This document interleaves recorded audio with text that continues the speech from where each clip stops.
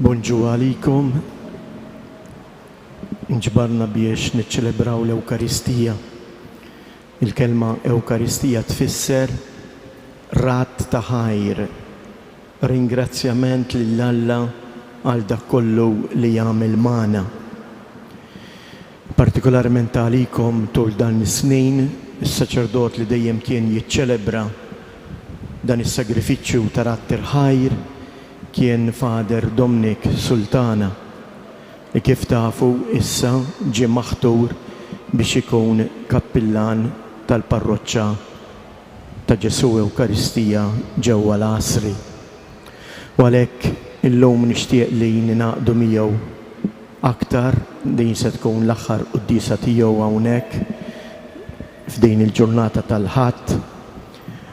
U ninaqdu miegħu l-ewwel qabel kollox biex ngħidu grazzi lill-Alla tal-grazzi li huwa tagħna permezz tal-Ministeru Saċerdotali ta' Fader Dominik. Kif ukoll inweduh li aħna wkoll sejrin inkomplu nitolbu għalih biex jaqdi b'fedeltà u b'imħabba kif dejjem għamel hawnhekk il-Ministeru Saċerdotali tiegħu fil-parroċċa l-ġdida tiegħu ġewwa l-Asri. Inqumu bil-wifqa u nagħtu bidu għal dan is-sagrifiċċju tal-Quddiesa.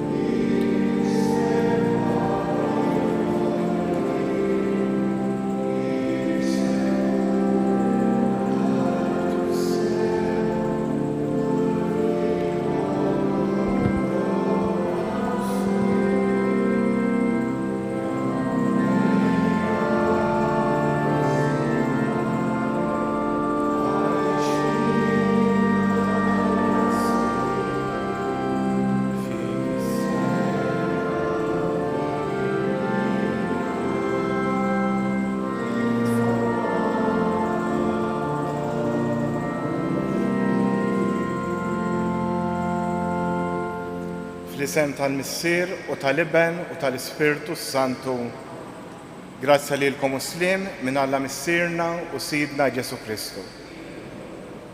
Kif qal ir-rettur qegħdin nagħmlu din il-quddiesa b'ringrazzjament il-Mulej għal dak li jagħmel permezz tiegħi.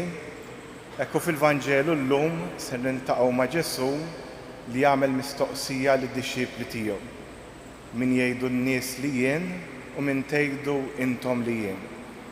Għalhekk jew illum nitolbu lill-Mulej il-grazzja li nwieġbu din mistoqsija ta' minnu Ġesu għalina. U biex nitħejjew tajjeb għal dan il-misteru li issa qegħdin niċċelebraw, ejjew nitolbu maħfra l-Mulej għal dawk id-drabi li fihom inqasni. Int li sirt bniedem bħalna u salvajtna, Mulej ħnina. Int li mittalina fuq is-salib, Kristu ħnina. Int li ftaħtilna triq tas-sema, Mulej ħnina. Iħenna lina Alla li jista' kollox, jaħfrinna dnubitna u wassalna għal ħajja ta' dejjem. Glorja l-Alla fil-għoli ta' smewiet, paċi fl-art lil bnedmin ta' rieda tajba. Infaħruk, imberkuk, nadurawk, natuk ġie. Irroddulek ħajra l-glorja kbira tiegħek. Mulej Alla Sultan tas-sema, Alla Missier li jista' kollox. Mulej Ben waħdini Ġesu Kristu. Mulej Alla ħaruf talla bin il-Missier. Int li tneħħi d-nubiet tad-dinja ħenna lina. Int li tneħħi d-nubiet tad-dinja il-qatt tal-ktana. Int li qiegħed fuq il-lemin tal-Missier ħenna lina. Għax int waħdek qaddis, int waħdek Mulej, int waħdek l-għoli Ġesu Kristu. mal-Ispirtu Santu fil-glorja. Nitolbu. ħares lejna u Alla li toħloq u tmexxi kollox. Watina naqdu qalbna kollha biex inġarbu l-qawwa tal-ħnina tiegħek. Bibnek Ġesu Kristu Sidna li hu Alla u miegħek jgħix wisaltan flimkien mal-Ispiritu Santu għal dejjem ta' dejjem. L-ewwel qari. Tgħid dari lil dawk li kienu jsawtuni. Qari mill-ktieb tal-profeta Eżajija. Sid il-mulej fetaħ li widinti u jien ma webbist rasi u ma rġajtx lura. Tgħid dari lil dawk li kienu jsawtuni. Ħaddejja lil dawk li kienu nitfuli l-ħiti. Ma ħbejtx wiċċi mit-tajjir u l-bżieq. Sid il-mulej jgħinni, għalhekk ma nitħawwax. Għalhekk għamilt wiċċi b'ħażniet. Jien naf li ma jkollix minix nistħi. Dak li għamel ġustizzja miegħi jinsab fil-qrib. Bin se jeħodha miegħi. Ħanoqogħdu għall-ħaq flimkien. Min hu kontrija? Ħajersaq lejja. Ara, sid il-mulej jgħinni. Min se jagħtini t-tort? Il-kelma tal-mulej. Rodu ħar lil Alla. Sarm sponsorjali ngħidu flimkien jien nimxi quddiem il-mulej fart il-ħajjin. Jien nimxi quddiem il-mulej fart il-ħajjin. Inħobb il-mulej għax sema leħen it-ħannin tiegħi. Għaliex hu tani widden fil-jum li fih se jaħtlu. Ngħidu flimkien jien nimxi quddiem il-mulej fart il-ħajjin. Il-ħbula tal-mowt dawruni, l-irbiet tal-imwiet ħakimni. Fin-niket u lem sibt ruħi, immisem il-mulej sejjaħt. Mulej nitolbok salvani, ngħidu flimkien jien nimxi quddiem il-mulej fart il-ħajjin. Ħanin il-mulej u ġust, twajjeb u Alla tagħna, iħares id-dajfa l-mulej. Jien kont makkus u hu ħelisni, ngħidu flimkien jien nimxi quddiem il-mulej fart il-ħajjin. Għax mill-mowt ħelis lil-ħajti, lil-għajnejja mid-dmuħ u lil-riġrejja mid-tfixkil. Jien nimxi quddiem il-mulej fart il-ħajjin. Ngħidu flimkien jien nimxi quddiem il-mulej fart il-ħajjin. It-tieni qari. Il-fidi mingħajr l-Emil imejta. Qari mill-Littra ta' San Ġagbu Apostlu. X'jiswa ħuti li wieħed jgħid li għandu l-fidi jekk ma jurrijiex fil-Emil tiegħu. Jaqgħu tista' ssalvah din il-fidi? Jekk huk jew oħtok ma jkollhomx jilbsu u jonqoshom l-ikel ta' kuljum. U wieħed minnkom jgħidilhom morru bislim, isħnu u kulu sa ma tixbaw, bla ma jagħtihom dak li hu meħtieġ għall-ġisem. Dan x'jiswa? Hekk ukoll il-fidi, jekk tkun weħedha u ma jkollix l-Emil, tkun mejta fiha nfisha. Imma xi ħadd jista' jgħid, int għandek il-fidi u jiena l-Emil. Urin il-fidi tiegħek mingħajr l-Emil u jien nurik il-fidi tiegħi mill-Emil tiegħi. Il-kelma tal-mulej. Nroddu ħaj lil Alla. Kjoġobkom nqumu bil-wieqfa l-Evanġelu.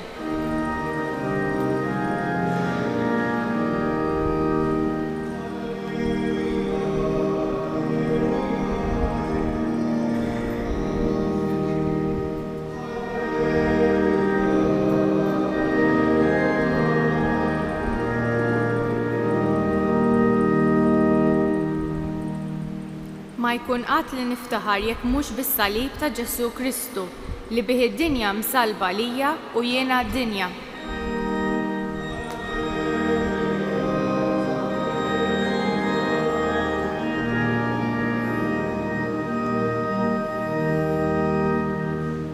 Il-mulej magħkom. Qari mill-Evanġelu skont San Mark. F'dak iż-żmien Ġesu telaq flimkien mad-dixxiepli tiegħu l-irħula ta' Ċesarija ta' Filippu. Huma u mexjin, id-dixxiepli tiegħu għamlilhom din il-mistoqsija. Min jgħidu n-nies li jien? Uħud qalu Ġwanni l-Battista, oħrajn Elija, jew wieħed mill-profeti. Staqsihom, immintom min tgħidu li jien? Qabex mun Pietru qallu, inti l-Messija. Imbagħad ordnalhom ħafna biex ma jitkellmu ma' ħadd fuqu. U beda jgħallimhom fuq li kien meħtieġ li bin il-bniedem ibati ħafna, ikun miċħud mill-anzjani u mill-qassisin il-kbar u l-kittieba u joqtluh. U wara 3 ijiem jerġa' jqum. Fuq dan kellimhom ċar. Pietru ġibdu lejh u beda jlumu. Iżdu dar iħares lejn id-dixxiepli tiegħu u ċanfar lil Pietru u qallu: Itlaq minn qudiemi ja xitan, għax m'intix taħseb fil-ħwejjeġ ta' Alla imma f'dawk tal-bniedem. Sejjaħ lejh in-nies flimkien mad-dixxiepli tiegħu u qalilhom: Jekk xi ħadd irid jiġi warajja, għandu jiġħad lilu nnifsu, jerfa' salibu u jimxi warajja. Għax min irid isalva ħajtu jitlifha, imma min jitlef ħajtu għall-imħabba tiegħi u tal-Vanġelu isalvha. Għax jiswielu l-bniedem jekk jikseb id-dinja kollha u mbagħad jitlef ħajtu. Il-kelma tal-mulej.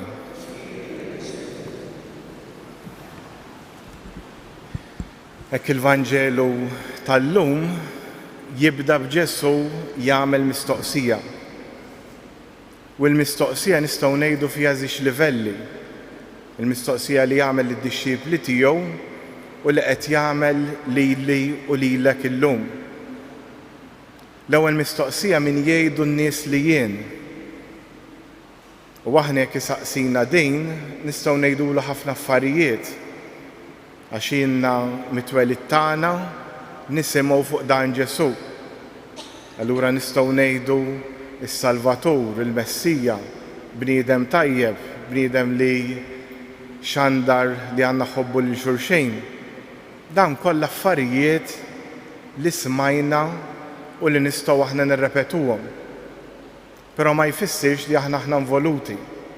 Bħal meta tiġri xi aħbar, naqraw l-aħbarijiet fuq il-gazzetta jew fuq l-internet u tkun għaddej mit-triq jgħidulek smajt li ħabtu bil-karozza u inti jgħidulhom iva qrajta fil-gazzetta.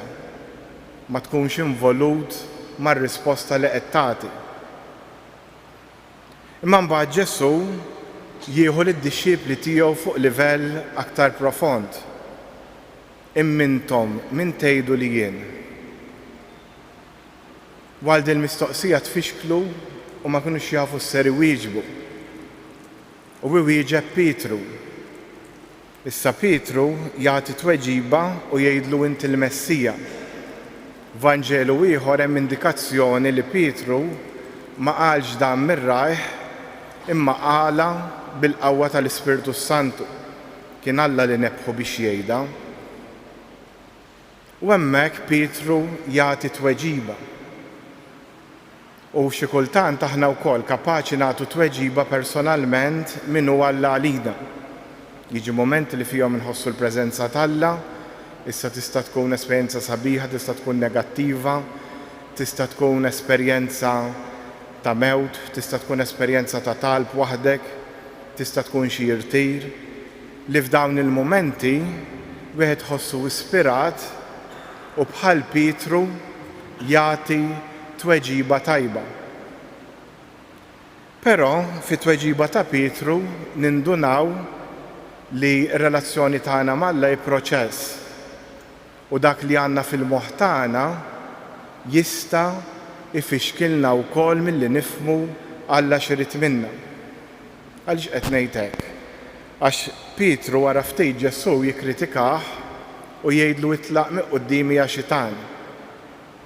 U l-kawża ta' dan l-iżbal li jagħmel Pietru kienet l-istess ispirazzjoni li Alla taħ fil-qalb tiegħu, tgħidu li kif jista' jkun.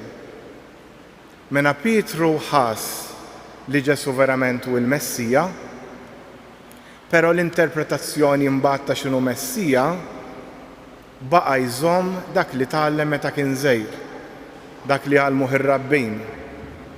Jiġifieri li l-Messija kellu jkun dak li jsalvahom u jeħlishom minn taħt il-ħakma tar-Rumani.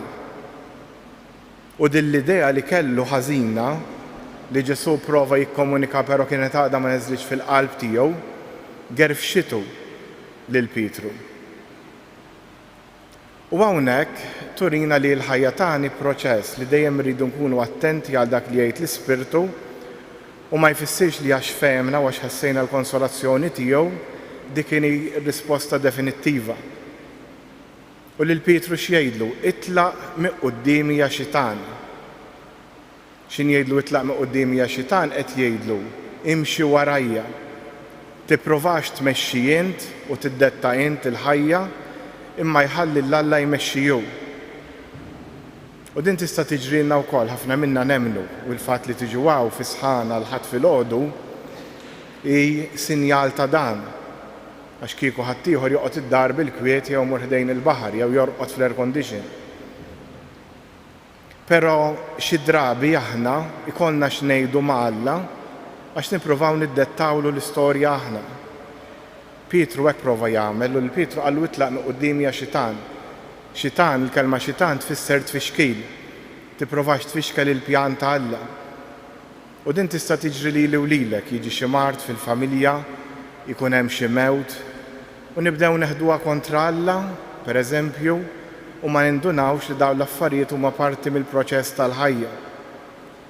Ma nindunawx u ma niftakrux dak li qalilna Ġesu fil-Vanġelu tal-lum li min irid ikun dixxiplu tiegħu rid jerfa' salibu kuljum u jimxi warah. Ma ninsewx li dak kollu li qed nagħmlu jista' jintilef u ħajintilef kollu. Kull ħaġa li għandna, anke l-istess ġisem tagħna, ser inħalluh warajna. U l-preokkupazzjonijiet tagħna huma kollha marbutin mal-affarijiet li huma lilin mir-ruħ tagħna. Għalhekk jew nitolbu l-mlejla u qabel kollox il-grazzja li nirrelataw miegħu u jew nitolbu ukoll il-grazzja li ħallu lilu jmexxi l-ħajja tagħna u mhux niddettawlu aħna. Fiskiet nitolbu fuq dan.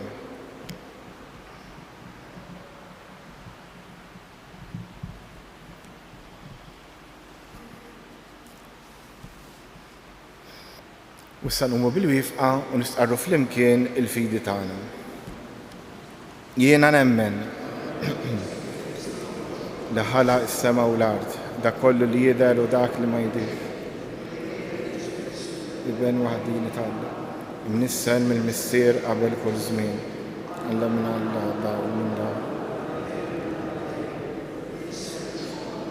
Waħda mill-missier u jihsan kollox. Niżel mis-smawiet għalina l-bnedmin u għal-fidwa tagħna. Bis-seta tal-Ispiritu Santu. Msar bnidu. Salbu ħalina bata taħt Ponzu Pilatu mietu difnu. Fit-telet jum għamen beliwiet skont il-kodba mqassa. Fuq l-lemin tal-missier. Ġieġi bil-glorja biex jagħmel ħaq mill-ħajjin u mill-mejtin. Is-saltna tiegħu ma jkollix tmiem. U l-Ispiritu Santu mulej li jagħti l-ħajja. Missieru mill-liben. Li jum weġġaħ fl-imkien mal-missieru mal-liben. U li tkellem fhom il-profeti. Qaddisa Kattolika Apostolika. U waħda għal-mafta n-nubiet. N-nubiet u l-ħajja ta' żmien li ġej. U t-leżis jwissab kuraġġ falla l-missier irresqu it-talbit tagħna. Tolbuk missier ħanina għall-Knisja, għall-Papa, l-isqifijiet tas-saċerdoti, għall-katekisti biex il-Knisja tkompli dejjem tfittex u tagħmel ir-rieda tiegħek. Nitolbu. Nitolbuk għalina l-koll biex fuq l-eżempju ta' Pietru aħna wkoll nkunu kapaċi nħallu l-Ispirtu jaħdem fina u kif ukoll ma niddettawx ir-rieda tiegħek aħna. Nitolbu. Resqulek missier ħajn ukoll it-talba tal-pellegrini kollha jiġu jżuru dan is-santwarju, mod speċjali ta' dawk li jkunu għaddejjin minn xi diffikultà. Nitolbu. U issa fiskiet jew resqu talbna lill-missierna tas-sema.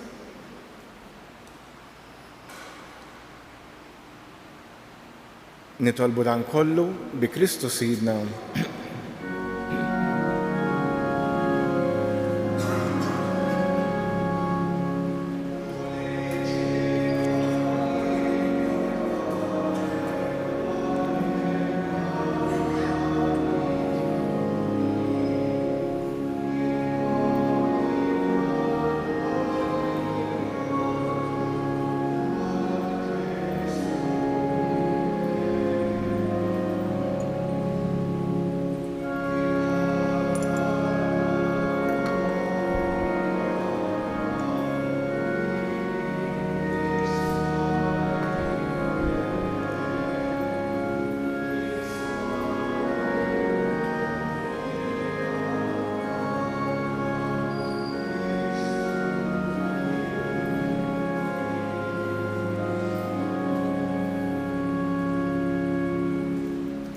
Itolbu ġi bis-sagrifiċċju tiegħi u tagħkom kun joġob l-Alla l-Missier li jista' kollox.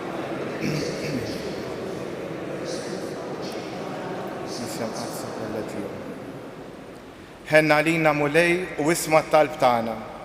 Ilqa' bit-tjieba dawn l-offerti tal-qaddejja tiegħek biex l-offerta li għal-ġieħ ta' ismek saritlek minn kull wieħed u waħda minna tkun tiswa s-salvazzjoni ta' kulħadd. Bi Kristu Sidna, il-mulej magħkom. Nerfgħu qlubna l fuq. Niżżuħħar lill-mulej Alla tagħna. Sewwa u xieraq tas-sew mulej Missier Qaddis Alla ta' dejjem tista' kollox, tajjeb u taġi tas-salvazzjoni tagħna li dejjem u kullimkien irroddulek ħajr. Għad li xejn ma teħtieġ it-tifħir tagħna, int jogħġbok tagħtina l-grazzja biex minn qalbna rroddulek ħajr. Għax hekk il-ġieħ li natuk ma jżidlek xejn fik innifsek, imma lilna jiswienna s-salvazzjoni bi Kristu Sidna. Għalhekk nissieħbu mal-qtajja tal-Anġli u ferħ kbir infaħruk u intennulek. Qaddis, Qaddis, Qaddis. Smawit l-arf l-lija bil-glorja tiegħek. Smawit. Nbirek minn ġej fis-sem il-mulej.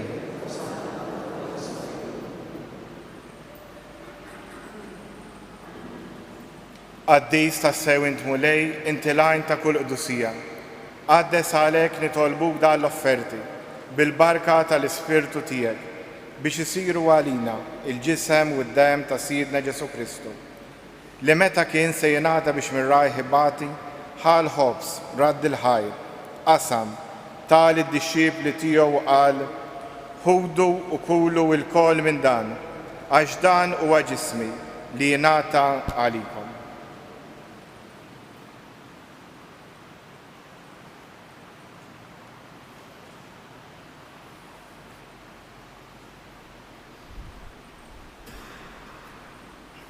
Ekk ukoll wara li klaħa l-kalċi reġrat il-ħajr, tal id-dixxiepli tiegħu qal, ħudu u jxorbu minnu l-koll, għax dan huwa l-kalċi ta' demmi, tal-patt il-ġdid li jibqa' l dejjem. Id-demm li jxerret għalikom u għall-bnedmin kollha għal maħfra ta' dnubiet. Għamlu dan b'tifkira tiegħi.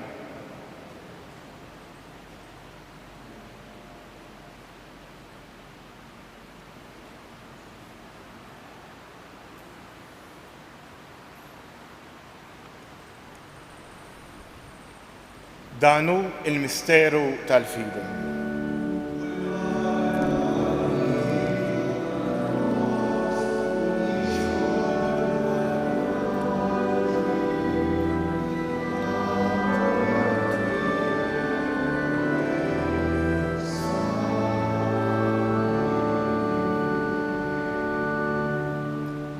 Għalhekk aħna nagħmlu dan b'tifkira tal-mewt u l-qawmien ta' Sidna Ġesu Kristu, nofrulek mulej il-ħobs tal-ħajja u l-kalġ tas-salvazzjoni u rroddulek ħajr għax ogħġbok tilqana hawn quddiemek biex naqduk. U miċ-ċokon tagħna nitolbu li l-Ispirtu Santu jaqgħadna f'ġisem wieħed li neħdu sehem il-ġisem u d-dem ta' Kristu. Ftakar mulej fil-Knisja tiegħek imxerda mad-dinja kollha u taf l-imħabba flimkien mal-Papa Franġisku, l-Isqof tagħna Anton u mal-Ministri tiegħek kollha. Ftakar ukoll fħutna li raqdu bit-tama tal-qawmien. Ftakar fil-mejtin kollha. Daħħalhom quddiemek fid-dawl tas-seb tiegħek. Ħenna lina l-koll nitolbuk. Għati lilna wkoll il-wirt tal-ħajja ta' dejjem. Flimkien mal-Verġni Mqazza Omm Alla Marija, żewġa Ġuseppi, l-Apostli u l-Qaddisin kollha li jgħix fil-ħbiberija tiegħek sa mill-bidu tad-dinja. Għamel li magħhom infaħruk u nsebbħuk b'Ġesu Kristu Ibnek. Bi Kristu, ma' Kristu u fi Kristu.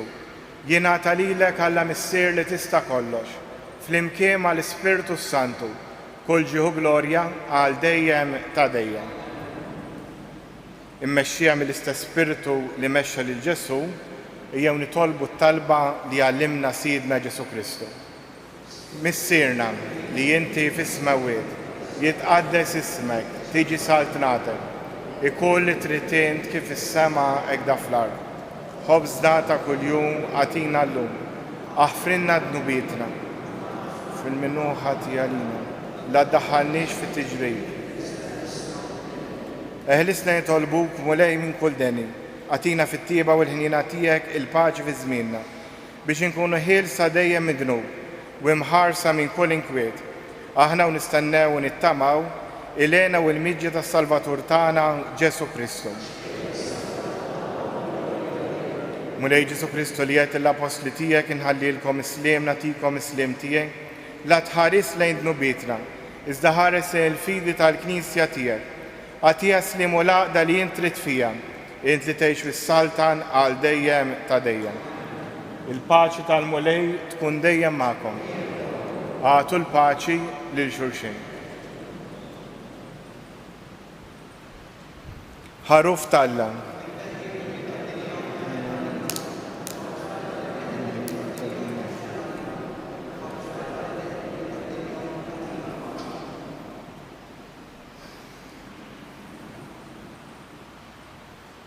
Danu il-ħaruf ta' Alla, danu li jneħħi d-nubiet tad-dinja, ħenjin dawk li huma mistiedna għall-ikla tal-ħaruf.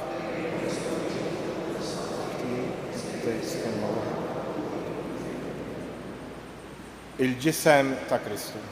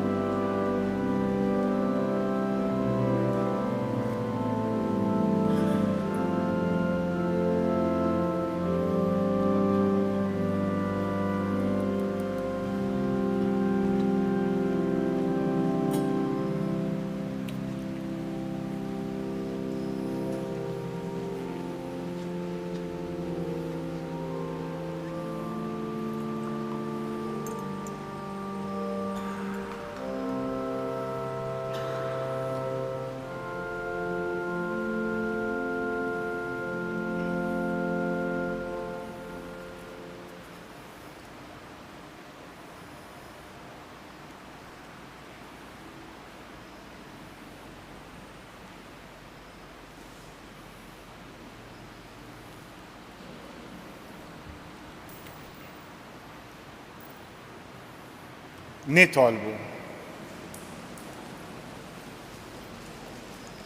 Għamel mulej li d-don tas-sema li rċevejna jaħdem bil-qawwa tiegħu fir-ruħ u l-ġisem tagħna u li f'kull ma nagħmlu imexxina dejjem hu u mhux is-sensi tagħna. Bi Kristu Sidna. Nixtieqek dal-għodu f'isimkom kif ġajedna fil-bidu nuru l-apprezzament tagħna l-ħidma ta' Father Dominic hawnhekk f'dan is-santwarju. U għalhekk f'isimkom il-koll qegħdin nippreżentaw illum din il-pjaneta bis-simbolu wkoll tal-Ewkaristija, il-parroċċa li huwa sejjer jaqdi, b'żewġ motivi li l-Ewkaristija tkompli tgħaqqadna u l-pjaneta s-saċerdot ma jilbisiex sempliċement biex ikun sabiħ waqt il-quddiesa, imma fuq kollox tfisser il-qadi f'isem Kristu lill-komunità li fija ikun ġie mibgħut mill-isqof. U għalhekk fil-waqt li nawguraw lil Father Dominic kull ħidma qaddisa nirringrazzjah f'isimkom mill-ġdid pubblikament għal ħidma fejjida li huwa għamel f'dan is-santwarju. Grazzi.